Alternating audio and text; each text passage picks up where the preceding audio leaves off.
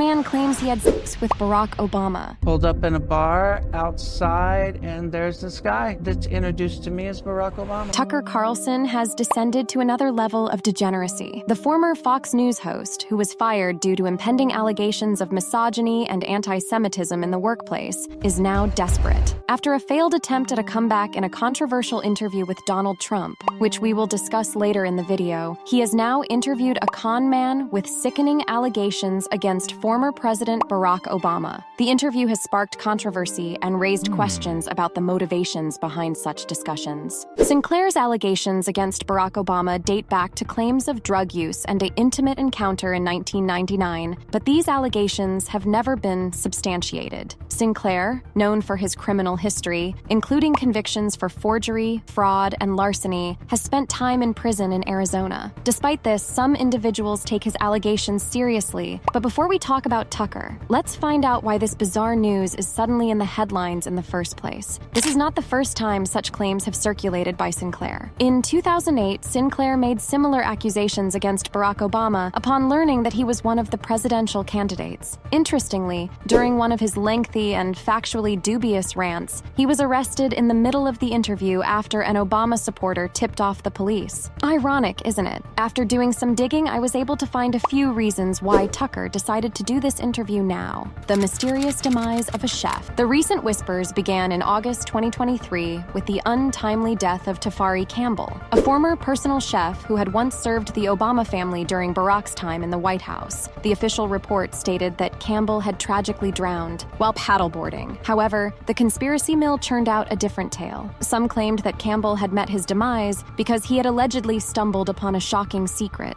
He had purportedly witnessed Barack Obama engaged in an intimate encounter with Michelle. This unverified claim formed the basis of a conspiracy theory that left many questioning the circumstances of Campbell's death. The baseless claims about Michelle. Another strand of this intricate web of rumors focused on Michelle Obama. A joking confession from Joan Rivers, who said, "Michelle is a trans," ignited the controversy back in 2014. Coincidentally, Joan passed away 2 weeks after making this statement due to complications during surgery. This statement was taken to new heights by conspiracy theorists on YouTube. And her shoulders are wide enough to put 3 men's heads on. And of course, you know the classic thing of a male. You could have 3 heads on a male's shoulders and only another head on a woman's shoulder, or 1/2 of a head on each side. That's a well-known thing in anatomy.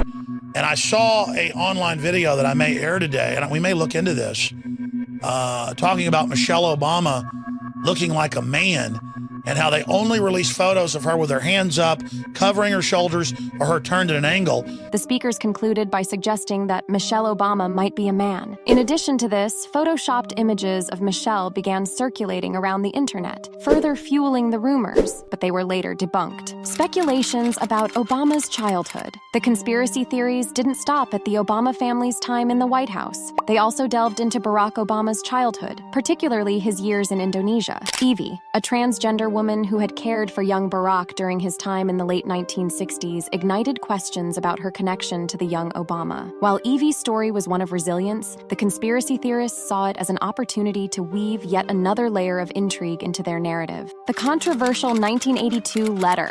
Earlier this year, a love letter from former U.S. President Barack Obama to his ex-girlfriend, Alex McNear, written in 1982, has recently come to light. In the letter, Obama reflects on sexuality and identity, discussing his androgynous mind and contemplation of homosexuality while stating, "You see, I make love to men daily, but in the imagination." The letter originated during their time as students at Occidental College and is now held by Emory University. Barack Obama has not publicly commented on these revelations. Michelle Obama's potential presidential candidate. Speculation about Michelle Obama's potential presidential run was sparked by Joe Rogan's comments in February 2023. However, Michelle Obama has consistently stated that she has no intention of running for president, and misleading articles speculating about her candidacy have been corrected. While she has been politically active in the past, including campaigning against Donald Trump in 2020, she has not confirmed or ruled out any possibilities for the 2024 elections. Enter Tucker Carlson.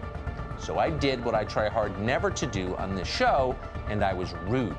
I called him a moron, and then I modified that word with a vulgar Anglo-Saxon term that is also intelligible in Dutch. It is not uncommon for media figures to engage with controversial or sensational stories to boost ratings and maintain relevance. In the case of Tucker Carlson, knowing that this topic is going to attract a lot of views, he made this degenerate attempt to defame Obama. Carlson's departure from Fox News in April raised eyebrows, with claims that it was connected to a $787.5 million settlement with Dominion Voting Systems regarding the broadcast of Donald Trump's election fraud claims. Also, Trump made exaggerated claims, stating that the interview had received 230 million views, more than double the Super Bowl's viewership. However, the actual video view count for Carlson's Trump interview on X was 14.8 million views, which is only 6% of the claimed figure. Carlson has also faced criticism for his views on international matters, including his characterization of Ukraine's President Volodymyr Zelensky as a monster. Tucker's career is in decline, and the interview with Larry Sinclair is nothing but a desperate attempt to keep himself relevant. Sinclair's allegations against Barack Obama remain unverified and have been met with skepticism. The decision to feature him on Carlson's show, in my opinion, was foolish. If you have enjoyed this video, you might want to watch this one.